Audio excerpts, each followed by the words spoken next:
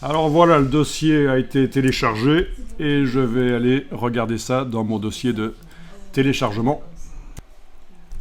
Alors on va commencer ça. Donc on a la version AI et je veux dire la version Illustrator, ça c'est très bien d'avoir mis l'Illustrator. C'est un PDF Illustrator ceci ou... Ah non, on a ici, ok, on a l'Illustrator là, parfait. C'est parfait, c'est encore mieux. Et là aussi, on a l'Illustrator. Donc vous avez bien suivi les consignes, il fallait en effet rendre aussi la version Illustrator. Donc je vais ouvrir ici pour Émilie le fichier Dimension et on va regarder un peu à quoi ça ressemble ce design d'un nouveau goût Coca-Cola. Alors, ça n'a pas été placé dans un décor, mais c'est pas grave, c'était un plus. Ici, je vais enfoncer la touche F et regarder un peu à quoi ça ressemble. Peut-être que je vais aller ajouter un éclairage 3 points, ce serait peut-être pas mal. Voilà. Peut-être que je vais aller enclencher le rendu ray tracing rapide.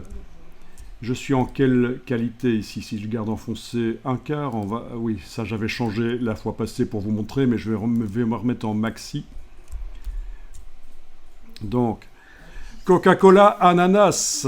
Ah ben c'est pas mal du tout avec l'image de l'ananas et le splash de l'ananas ici. C'est pas mal du tout. Tu as fait ça en Illustrator ou en...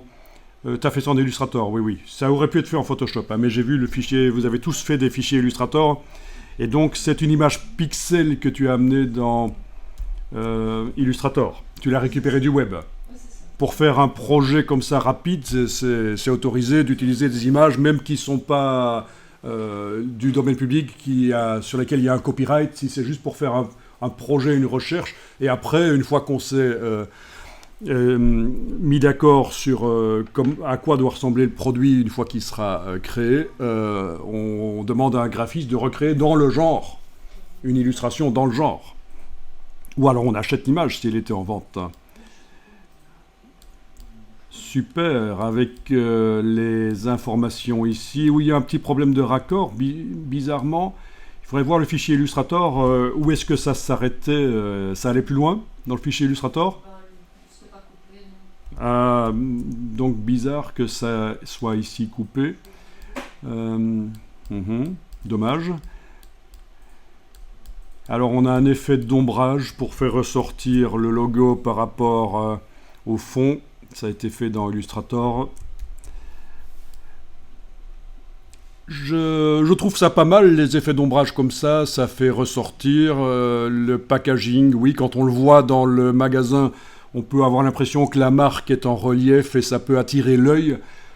Ceci dit, je ne suis pas convaincu malgré tout pour un packaging.